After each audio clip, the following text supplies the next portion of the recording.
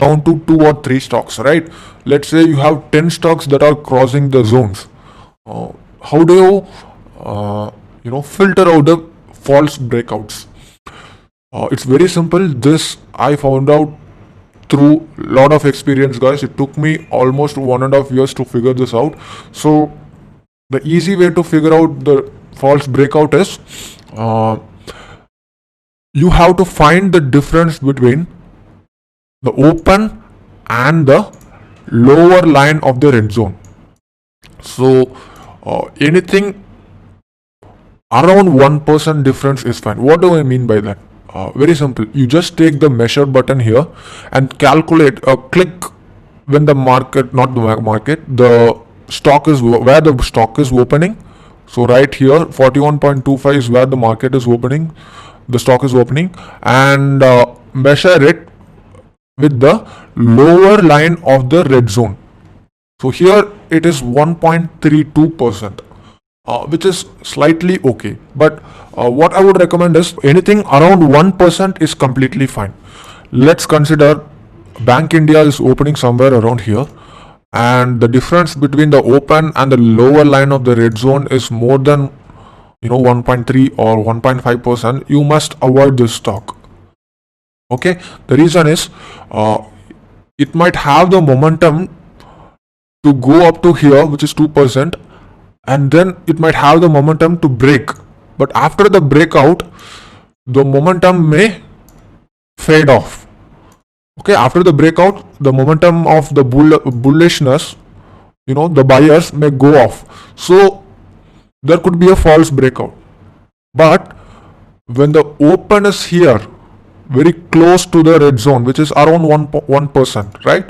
And then it gives a breakout, you can take up the trade.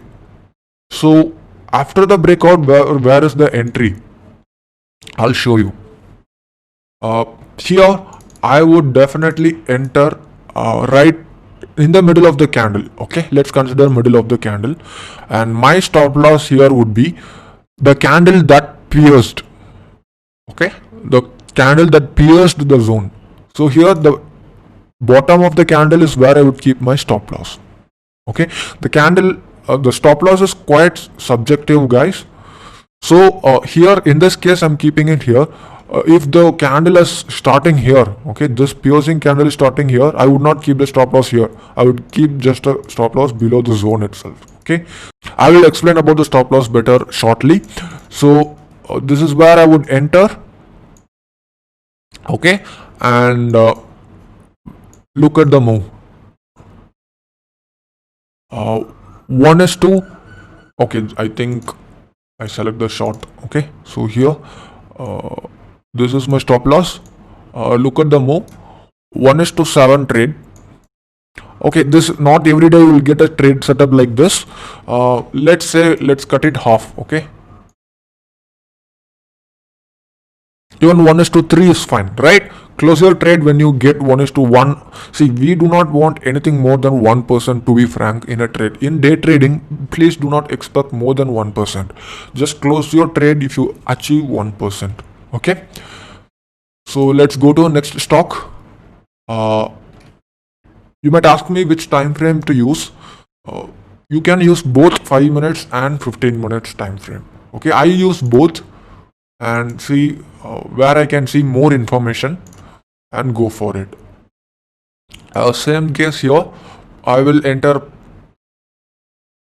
here right after this candle, right? So the first time it did not close above the zone, it came down, there was kind of a retrace, and then it climbed back. So this is where I would enter. My stop loss would be below the zone, and look at this, 1:1.5, still fine. Okay, so anything around 1% is more than fine. You just basically have to scalp here. Look at the Tata Communication. What happened here? Let's calculate the difference first. Did I calculate for TV18? Okay, the difference for the it is quite high, guys. For TV18 it's quite high, but I would still give a try because although in terms of percentage it is high, it is very closer to the zone. Correct, the open is closer to the zone. So I would give it a little try, although you can avoid it. Okay. Let's look at Tata Communication. 5%, you should avoid it. Although it has given us a good move, right, around 3%, it is better. Let's look at 5 minutes. Probably you can give it a try because it failed the first time, right? The first time it failed, and the next time it crossed both the high and the zones, red zone, with a good momentum. There is no wick at the top in 5 minutes. So probably you can give a try probably below this.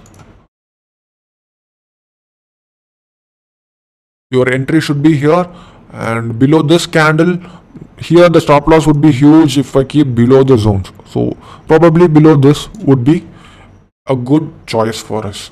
Okay, and look at this, a really good move. This is quite risky, conservative guys. You can ignore this. The reason why I'm going long here is because it failed the first time. The second time the buyers were really strong. That is why. Okay. IRB, let's look at IRB. Let's calculate IRB here. 3%. Let's ignore it.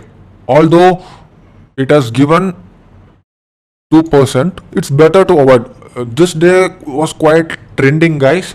So you will not achieve this every day. The reason why I'm asking you to narrow down is because it is better to stick with high probable trades, right? Let's calculate oil. 2%. Still I would avoid it. Anything around 1.3% or 1% is fine. Okay.